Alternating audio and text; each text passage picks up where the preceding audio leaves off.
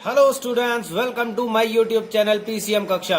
Guys, आज की इस वीडियो में हम क्रॉस मल्टीप्लिकेशन मेथड सीखेंगे पेयर ऑफ लीनियर इक्वेशन को सॉल्व करने का। इससे पहले हम सब्स्टिट्यूशन मेथड और एलिमिनेशन मेथड सीख चुके हैं। दोस्तों, जिन दोस्तों ने अभी तक मेरे चैनल को सब्सक्राइब नहीं करा वो सबसे पहले जाके मेरे चैनल को सब्सक्राइब करें और बेल आइकन को दबाएं ताकि जो भी मैं वीडियोज अपलोड करूँ वो आप तक पहुंच सके। गाइस, हमारा जो क्रॉस मल्टीप्लिकेशन मेथड होता है इसके लिए हमारे को देखो, सबसे पहले हमारे को अपनी जनरल फॉर्म पता होनी चाहिए।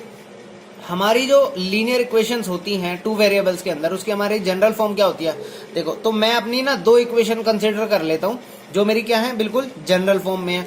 जैसे मेरी पहली इक्वेशन है a1x plus b1y plus c1 is equal to 0। ये मेरी फर्स्ट इक्वेशन है। और दूसरी इक्वेशन मैं कंसिडर कर लेता हूं a2x plus b2y plus c2 is equal to 0। अब मेरे को देखो, इसको में क्या सॉल्व करना होता है, मेरे को x की और y की वैल्यू तो निकालनी होती है। अब x की y की वैल्यू निकालने के लिए हमने पहले क्या सीखा, सब्स्टिट्यूशन मेथड सीखा। उसके अंदर क्या सीखा था हमने कि एक इक्वेशन से x की वैल्यू निकालो और दूसरी इक्वेशन के अंदर सब्स्टिट्यूट कर दो तो मेरा y भी निकल जाएगा और x भी निकल जाएगा। इसी तरीके से उसके बाद जो हमने मेथड सीखा एलिमिनेशन मेथड, उसके अंदर हम क्या करते थे कि किसी भी एक वेरिएबल के जो कोफिशिएंट होते हैं उनको सेम बना करके सब्ट्रैक्ट या ऐड करने के बाद उसको क्या कर देते थे, हम कैंसिल आउट कर देते थे। उससे हमारे क्या हो जाते थे, वेरिएबल्स निकल जाते थे। लेकिन अब जो एक क्रॉस मल्टीप्लिकेशन मेथड है इसके अंदर देखो क्या करना होता है हमारे को। सबसे पहले हम क्या करेंगे, अगर हमारा जो c है, जो हमने जनरल फॉर्म में ax plus B Y plus C होता है, अगर मैंने c लेफ्ट हैंड साइड में कंसिडर किया है तो मैं सबसे पहले क्या लिखूंगा, अपना एक वेरिएबल x लिखूंगा, एक वेरिएबल में लिखूंगा अपना y और एक मैं लिख दूंगा 1। सबसे पहले मैंने ये काम करना है। अब देखो, जो ये मेरा x है ना, हमने क्या करना है, अपने x से थोड़ा सा पहले आपको लिखना है हमारा, ये यहां पे लिखना है आपको b1 और इसके नीचे लिख देना है जस्ट b2। मैं अभी आपको समझाऊंगा, आप सिर्फ एक बार ध्यान से देख लो कि हम क्या कर रहे हैं। मैंने सबसे पहले b1 लिखा और उसके नीचे मैंने लिखा b2। अब x और y जो मेरे पास वेरिएबल्स हैं उन दोनों के बीच में आपको लिखना है b से अगला जो कोफिशिएंट होता है हमारा क्या, c1 और c2। इससे आगे आपको फिर क्या लिखना है, y और 1 के बीच में आप क्या लोग क्या लिखोगे, a1 एंड a2। ऐसे ही जो हमारा 1 है ना, 1 के बाद, 1 के थोड़ा सा बाद आप क्या लिखोगे, अगेन वही रिपीट करोगे क्या, b1 और b2। अब इससे देखो, इन दोनों का क्रॉस मल्टीप्लाई होगा, इन दोनों का भी क्या होगा, हमारा क्रॉस मल्टीप्लाई होगा। इसी तरीके से a1 b2 और a2 b1 का भी क्या होगा, हमारा क्रॉस मल्टीप्लिकेशन होगा। सो देखो, ये स्टेप सबको अच्छे से ये एक तरीके से अपने माइंड में सेट कर लेना है कि सबसे पहले हमने एक वेरिएबल लिखा, देन दूसरा वेरिएबल लिखा जिनकी हमें वैल्यूज फाइंड आउट करनी है, और उसके बाद हमने 1 लिखा। ये हमेशा ना सेम रहेगा, x y 1। X y change हो सकता है क्योंकि क्या है, हमारे वेरिएबल्स एक्स वाई की जगह कुछ भी आ सकते हैं, कोई भी अल्फाबेट यूज किया जा सकता है वेरिएबल्स की जगह। लेकिन जो ये वाली पोजीशन होगी ना आपकी, ये जो हमारे, आपको पता ही है a1 मेरा x का कोफिशिएंट है, b1 मेरा y का कोफिशिएंट है और c1 मेरा कांस्टेंट है। तो इसी तरीके से ये हमेशा सेम रहेगा, b1 के नीचे b2 आएगा, c1 के नीचे c2 आएगा, a1 के नीचे a2 आएगा और लास्ट में क्या आएगा, b1 b2।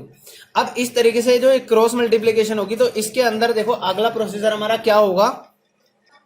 सो अब जो हमारा ये x था ना, ये x तो एज इट इज रहेगा और x के नीचे देखो हमने क्या लिखना है, x के नीचे हमने क्या लिखना है, b1 multiply c2।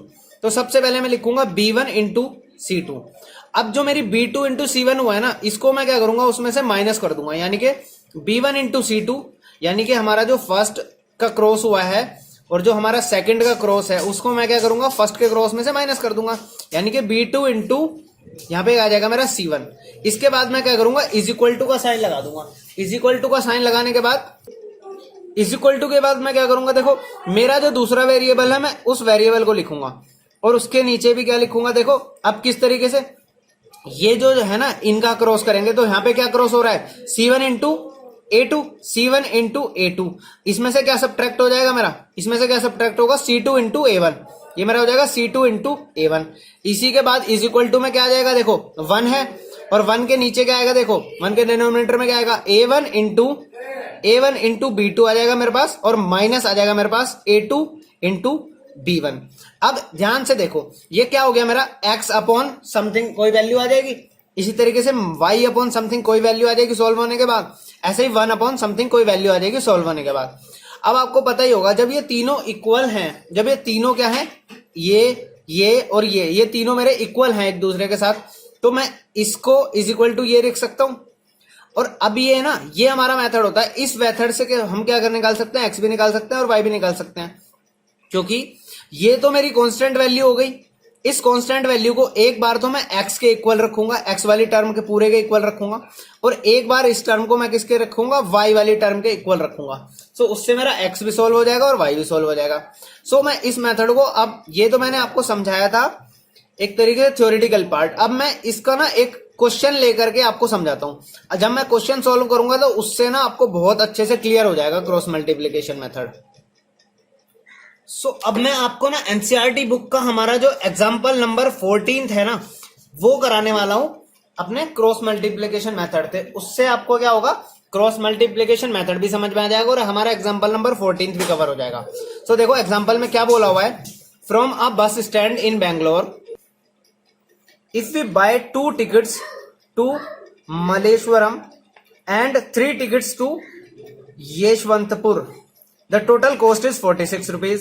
But if we buy 3 tickets to Maleshwar and 5 tickets to Yashwantpur, the total cost is 74 rupees. Find the fares from the bus stand to Maleshwar and to Yashwantpur. तो सबसे पहले देखो हमने क्या करा, let the fare price for bus stand in Bangalore to Maleshwar. Let the fare from Bangalore to Malleshwar, ये मैंने क्या लेट कर लिया, BX, ये मेरा क्या है, X रुपीज है। इसी तरीके से मैं क्या करता हूं, let the fare from Malleshwar to Yeshwanthpur, sorry Bangalore to, ये मेरा हो गया यशवंतपुर, ये मैंने क्या ले लिया, Y ले लिया। पहली इक्वेशन देखो, मेरी पहली कंडीशन कितनी है, 2 टिकट्स लिए मलेश्वरम के लिए एंड 3 टिकट्स लिए यशवंतपुर के लिए। 2 टिकट्स यानी कि 2 टिकट्स और एक टिकट का प्राइस क्या है, X रुपीज है, तो 2X रुपीज हो जाएंगे। इसी तरीके से सेकंड क्या बन जाएगा मेरे पास, 3 टिकट्स उसने लिए यशवंतपुर के लिए, तो 3 tickets into 3 into y equal to total fare कितना दिया उसने, 46। यहां से देखो क्या लिख देंगे, 2X प्लस 3Y माइनस 46, मैंने क्या करा, C को उधर ले लिया, इज इक्वल टू मेरे पास क्या आ जाएगा, 0 आ जाएगा। तो ये मेरे पास आ गई फर्स्ट इक्वेशन। इस तरीके से देखो मेरी सेकंड इक्वेशन क्या है, 3 टिकट्स तो लिए है मलेश्वरम के लिए एंड 5 टिकट्स लिए है यशवंतपुर के लिए, तो 3 इंटू एक्स हो जाएगा, 3 इंटू एक्स, क्योंकि मलेश्वर का रेट क्या है, X रुपीज है।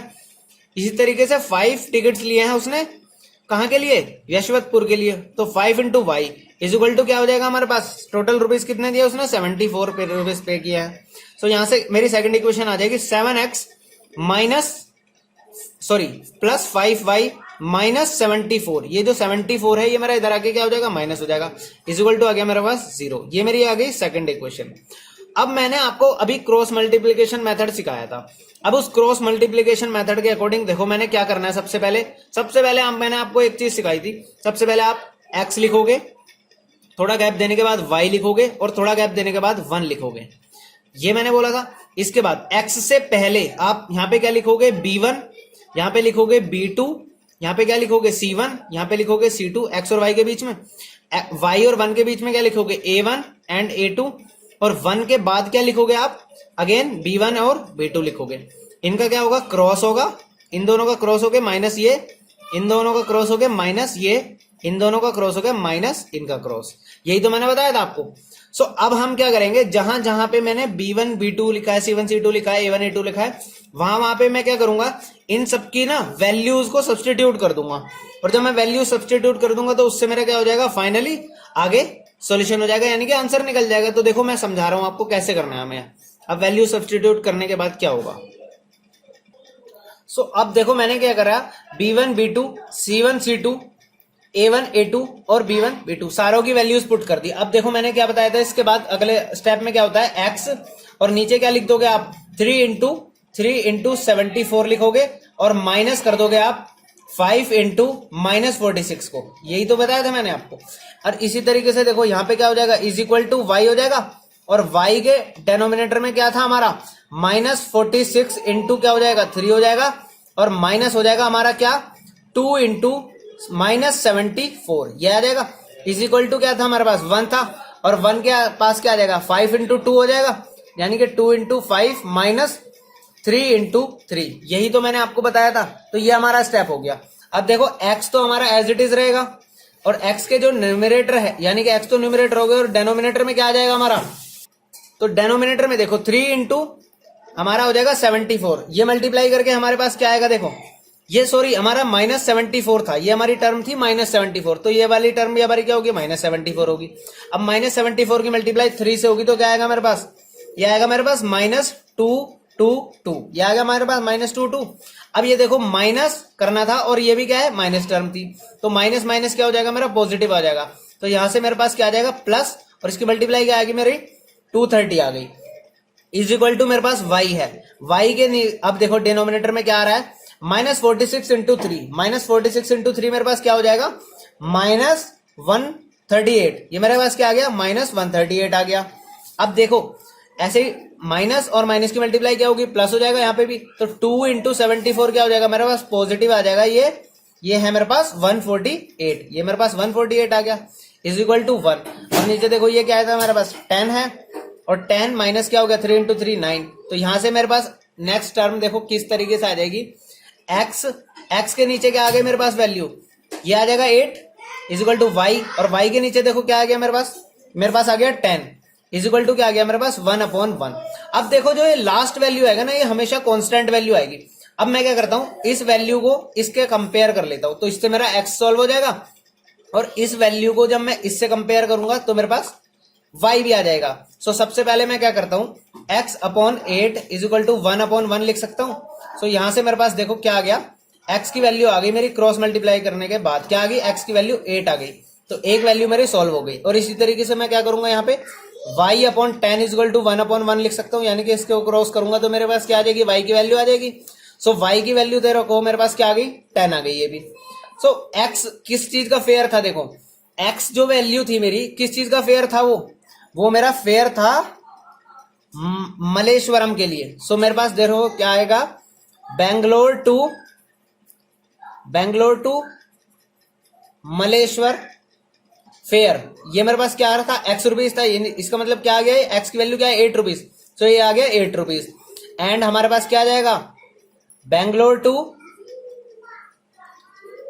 टू हमारे पास क्या था यशवंतपुर, बेंगलोर टू यशवंतपुर कितने रुपीज है y रुपीज था, तो क्या आएगा हमारा 10 रुपीज आ गया।